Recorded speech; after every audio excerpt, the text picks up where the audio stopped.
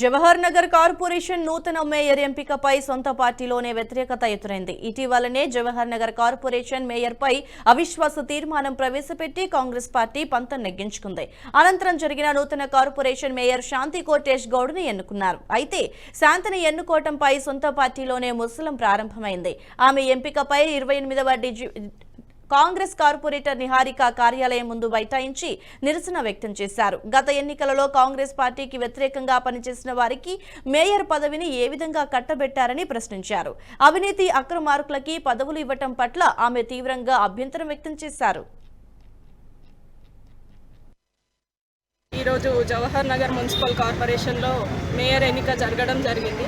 అయితే కాంగ్రెస్ పార్టీ అధికారంలోకి వచ్చింది కాబట్టి 10 రోజులు కూడా ప్రతిపక్ష పాత్ర పోషించడానికి వాళ్ళు వీలు కాకుండా ఎక్కడ అధికారం ఉంటే అక్కడికే వచ్చి కొమ్ము కాసే వాళ్ళకి, అది కూడా కాంగ్రెస్ పార్టీ ఓడిపోవడానికి పనిచేసిన వాళ్ళని తీసుకొచ్చి ఈరోజు కాంగ్రెస్ పీఠంలో కూర్చోబెట్టడం ఎంతవరకు న్యాయం అని నేను అడుగుతున్నాను.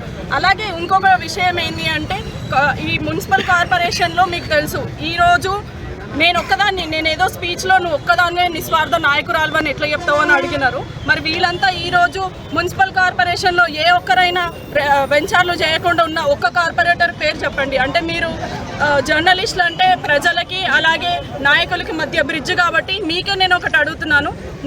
నాకన్నా నిస్వార్థంగా పనిచేసిన ఏ ఒక్క నాయకుడు పేరు చెప్పినా నేను ఈరోజు తప్పించుకుంటాను, నేను ఈ ఉద్యమం నుంచి విరమించుకుంటాను. కానీ ఏ ఒక్కరైనా ప్రజల దగ్గర దోచుకోకుండా, ప్రజల దగ్గర డబ్బులు తీసుకోకుండా ఏ ఒక్కరైనా ఉన్నారా అంటే ప్రతిపక్షంలో ఉండడం వాళ్ళ కష్టం. అధికార పార్టీలో ఉంటేనే వాళ్ళకి డబ్బులు వస్తాయి కాబట్టి అధికార పార్టీలో ఉండాలనే ఒక దీంతో తీసుకొచ్చి వచ్చారు. ఈరోజు జవహర్ నగర్ మున్సిపల్ కార్పొరేషన్లో ఈ వీడియో మీకు నచ్చినట్టయితే లైక్ చేయండి, 10 మందికి షేర్ చేయండి. అలాగే కామెంట్ల రూపంలో మీ అభిప్రాయాలను మాతో పంచుకోండి. Nationalist hub group of channels ను సబ్స్క్రైబ్ చేసుకుని తెలుగునాట జాతీయవాద జర్నలిజాన్ని ప్రోత్సహించండి. ఈ వీడియో కింద ఉన్న బెల్ ఐకాన్ పై క్లిక్ చేయడం మర్చిపోవద్దు.